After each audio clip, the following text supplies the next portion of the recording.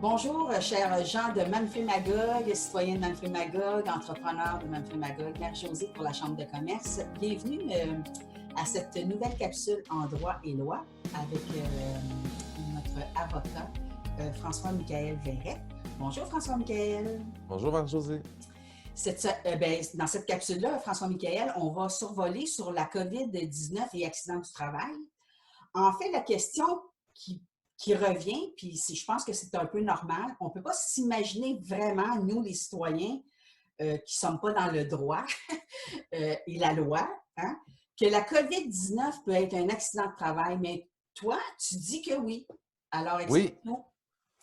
ben oui, en fait, on a juste à penser, là, par exemple, tu sais, on regarde un cas classique, là, on regarde les enseignants dans les écoles qui sont exposés là, souvent de manière ponctuelle, là, ou, annuellement, ou tu sais, lorsqu'il y a des épidémies de H1N1, exemple, ou tu sais, dans le passé, des épidémies de grippe. On sait que les enfants, les jeunes sont des incubateurs, là, souvent c'est ce qu'on dit, ou dans les services de garde. Et ces gens-là, évidemment, lorsqu'ils se présentent s'ils ils attrapent une grippe, puis ils doivent être en arrêt de travail, à ce moment-là, ça va être considéré comme un accident du travail. Par exemple, également, si on pense aux médecins et aux infirmières, au personnel de la santé actuellement, ces gens-là, évidemment, s'ils attrapent la COVID-19, qui est une maladie bactériologique, une maladie infectieuse ou n'importe quelle autre maladie, en ce moment, bon, c'est plus la COVID, là, alors, ces gens-là vont subir ce qu'on appelle un accident du travail. Euh, Également aussi, les gens qui auraient voyagé. Puis là, ici, il y a une distinction. Si quelqu'un qui avait, parce qu'on sait qu'il y a eu beaucoup de voyages, bon, c'était la semaine de relâche, là, mais quelqu'un qui aurait fait un voyage d'affaires, mettons, exemple en Chine ou en Espagne ou dans des endroits en Italie où il y avait beaucoup de cas, et revient ici, bien, cette personne-là, s'il était à l'extérieur pour un voyage d'affaires, bien, c'est un accident du travail. C'est très large, la notion d'accident du travail, oui. Oui, vraiment, hein, c'est Ouais. expliqué comme ça, on se dit, ben oui, c'est vrai, il y a des gens, surtout là, au niveau du voyage, François-Michael, il y a des gens qui voyagent par affaires. Donc, si on contracté la COVID-19, ça devient un accident du travail. Alors, l'autre question qui me brûle, c'est qu'est-ce que l'employeur peut faire s'il y a une réclamation dans ce sens-là, là, pour l'accident du travail, parce qu'on sait que ça, vraiment, ça va coûter cher. Là. Ouais. C'est Ah, sûr c'est que c'est sûr, un système, je pense qu'on rentre dans un système assez onéreux. Là. ouais, ben c'est ça. Puis en fait, c'est sûr que là, actuellement, avec ce qui est la COVID-19, il peut y avoir beaucoup de cas, puis vraiment un événement de masse, là, si on veut. Donc, mais la première chose, peut-être, avant de parler du rôle de l'employeur, ce qu'il faut comprendre, c'est que euh, le travailleur, tu sais, dans un contexte où justement tu me parles d'une réclamation, si un travailleur se présente avec une réclamation en lien avec la COVID-19 ou en disant, écoutez, moi, je considère avoir eu un accident du travail en lien avec la COVID-19, bon, je vais attraper la COVID-19, c'est un accident du travail. Alors à ce moment-là, lui aura le fardeau, c'est le travailleur qui aura le fardeau de démontrer que c'est à cause du travail qu'il l'a attrapé. Ça, c'est super important parce que dans un cas comme ça, puis l'employeur, puis là, on fait le lien avec ta question par rapport à l'employeur, s'il veut diminuer ses coûts, s'il veut que l'accident lui coûte le moins cher possible ou tout ce contexte-là de COVID. Le problème, ce qui arrive, c'est que lui, le travailleur, il a pu l'attraper par un membre de sa famille. Il a pu l'attraper dans un voyage, justement, pendant la semaine de relâche. Il a pu avoir, là, c'est sûr qu'on est loin de la semaine de relâche, mais à l'époque, là, ça a pu être ça la situation. Il peut avoir plein d'éléments extérieurs au travail qui peuvent être la cause de cette maladie-là. Et puis dans ce cas-ci, on sait que les symptômes apparaissent un peu plus tard. Donc, peut-être que le travailleur aura connu ces symptômes, commencera à sentir ces symptômes au moment où il sera au travail, mais il aura peut-être contracté avant. Donc, à ce moment-là, quand tu me dis qu'est-ce que l'employeur peut faire pour diminuer ses coûts, bien, il y a deux choses qu'il peut faire. Bon, premièrement, c'est lorsque l'accident est déclaré, OK? Euh, il devrait en fait poser une liste de questions aux salariés, aux travailleurs, et déjà avoir une liste de questions. Si vous voulez, moi, je peux vous aider, là, je peux vous envoyer une liste de questions gratuitement, ça va me faire plaisir. C'est pas compliqué, c'est des questions, par exemple, puis on en voit passer, là, j'en ai vu, là, notamment, il y a eu des reportages, là, je ne vous donnerai pas des pistes, je n'ai pas de souvenir exact, mais j'ai vu des reportages où les employeurs présentaient, après le déconfinement, des listes de questions qu'ils posaient aux employés. Notamment, ce qu'on veut poser comme question, c'est est-ce que ton conjoint est infecté? Est-ce qu'un membre de ta famille est infecté? Depuis quand? C'est des questions un peu de base.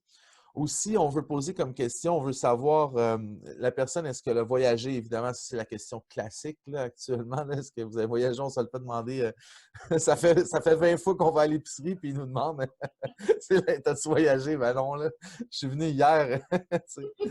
C'est vrai, hein? On voit ça Oh, beaucoup. oui, tout à fait, tout à fait. Puis, tu sais, dans le fond, aussi une question qui peut être importante, puis tu sais, il faut vraiment y aller, là, poser plein de questions, mais c'est.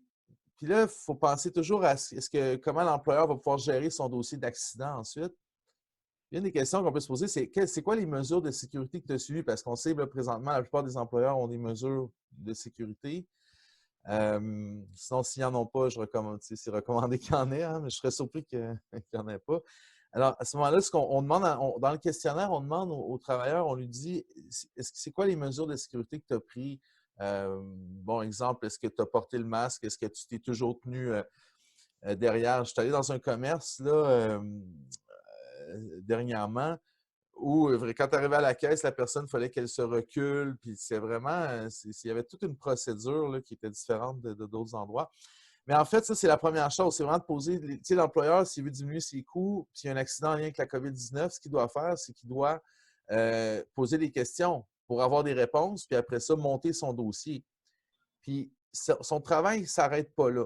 Parce que là, bon, probablement, là, on ne sait pas ce qui va se passer, là, puis je ne sais pas s'il y a des réclamations déjà, puis tout ça, là, ce qui se passe, ça va tellement vite.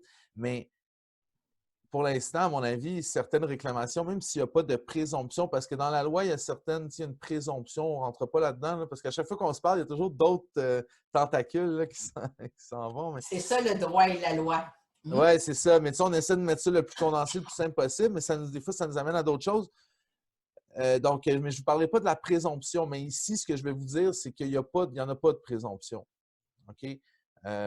Donc, c'est ça. Donc, peut-être qu'il y va y avoir des réclamations qui vont peut-être être refusées. Là, on ne sait pas. C'est la CNSST au premier niveau qui gère ça. Hein. Donc, c'est difficile de prévoir, surtout dans des cas qui sont nouveaux, comment ils vont orienter leur politique, leur direction, leurs décisions. Alors, c'est ça. Donc, mais ensuite de ça, ce qu'il faut faire également, c'est qu'il faut suivre le dossier. Parce que là, il y a un point important, c'est que les employeurs, puis ça s'adresse vraiment plus aux employeurs, aux entrepreneurs, c'est qu'ils doivent assumer les coûts d'un accident. OK? Ils ne doivent pas assumer directement, payer directement, mais la CNSST, c'est une assurance, pour ceux qui ne le savent pas, et il y a un coût qui est imputé au dossier de l'employeur. On appelle le mot, c'est imputé. Donc, le coût est dans le dossier de l'employeur lorsqu'il y a un accident. Et l'employeur pourra diminuer ses coûts d'imputation qu'on appelle s'il est démontré, puis dans ce cas-ci, s'il est en mesure de faire la démonstration au tribunal ou à la CNSST, mais souvent, ça se rend au tribunal. Là. Pas nécessairement souvent, mais ça peut se rendre au tribunal, surtout dans un contexte où on veut faire éclaircir certaines interprétations. Là. Et ce qu'il devra faire à ce moment-là, ce qu'il devra prouver, c'est que la durée des traitements, des soins que le travailleur aura eu en raison de son accident de travail aura été prolongée ou lui aura coûté un coût qui est excédent ou qui n'est pas normal, en fait, là, pour reprendre des termes simples, à cause, dans le fond, de la situation COVID-19. Tu sais, je vous donne un exemple.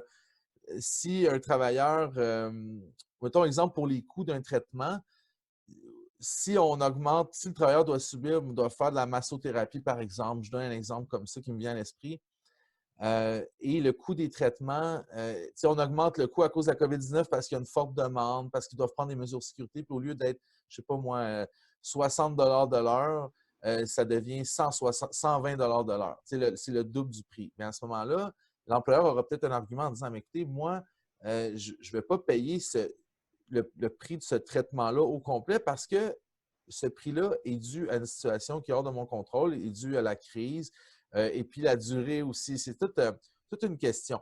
Mais ce qu'il faut retenir par rapport à ça, c'est que l'employeur devra, encore une fois, au premier niveau, ce qu'on lui dit, c'est prends des notes, pose des questions à ton salarié. Là, ce qu'on dit au deuxième niveau, après, pendant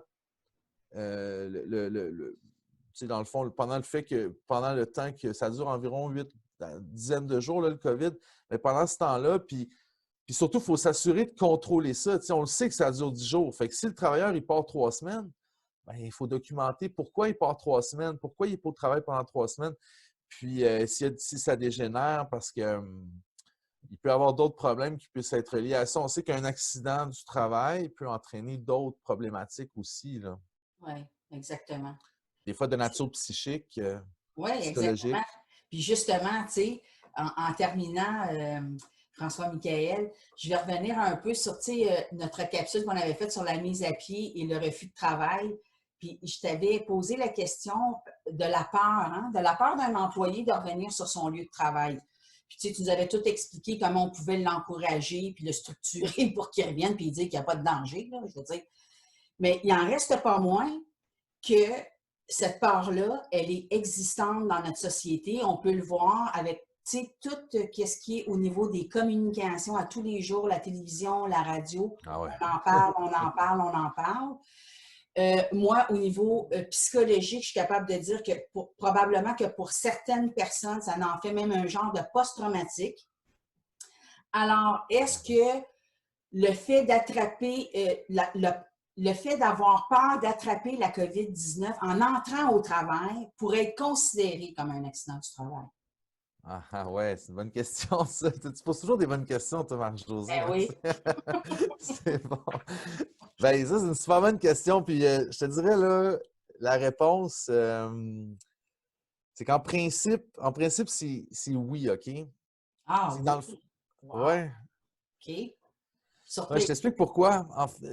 Il faut comprendre le mécanisme, là, c'est que, dans le fond, le diagnostic, là, c'est sûr qu'un choc post-traumatique, d'avoir peur de rentrer, d'avoir peur d'aller au travail, d'avoir peur d'attraper la COVID-19, d'avoir peur de rentrer au travail, bon, peut-être que ça peut venir d'un choc post-traumatique, tout ça, mais le diagnostic ici, c'est peut-être plus, si un travailleur qui arrive à obtenir un diagnostic de trouble anxieux ou de trouble d'adaptation dû Ah oui. au fait qu'ils doivent rentrer travailler, à la crainte de devoir aller travailler, à ce moment-là, ça pourrait être reconnu comme un accident du travail parce que, en fait, son diagnostic médical de trouble anxieux ou de trouble d'adaptation, ou à la limite même de stress post-traumatique, est relié à quoi, dans le fond? Est relié au travail. Il y a un lien avec le travail. Alors, par contre, dans ce genre de dossier-là, il faut faire attention parce que, excusez-moi, il faut faire très attention parce qu'ici, il faut, c'est pas un bar open, là, OK?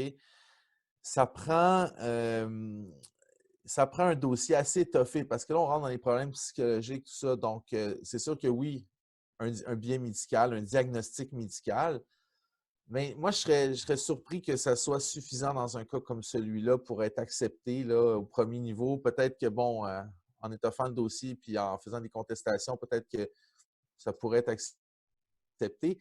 Par contre, si le travailleur a un suivi psychologique, a une documentation psychologique d'un psychologue, d'un psychiatre, ou qui documente vraiment son état, son diagnostic, à ce moment-là, oui, les chances que ça puisse passer peuvent être, moi, je pense qu'ils peuvent être assez élevés là, si le dossier est bien documenté. Mais encore faut-il que le dossier soit documenté. Et là, c'est sûr que la crise, ça fait un certain temps. Euh, mais c'est ça. Donc, oui, c'est possible.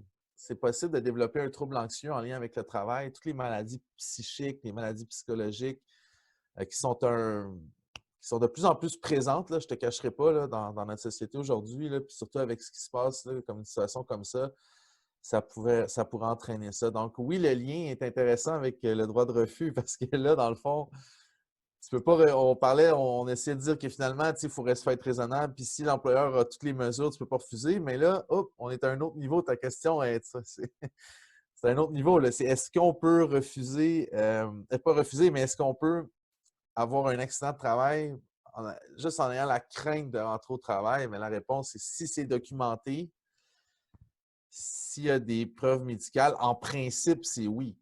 Oui, Mais c'est c'est ça. ça. Ça ne sera pas facile, je pense. C'est ça que je retiens. C'est que la réponse à la question, c'est oui. Hein? Oui. Puis, j'allais dans cette direction-là. Quand je pense post-traumatique, maintenant que je t'entends parler, François-Michael, je fais juste penser aussi à quelqu'un qui a vu ses parents en mourir. Il faut qu'il retourne au travail. Je pense que.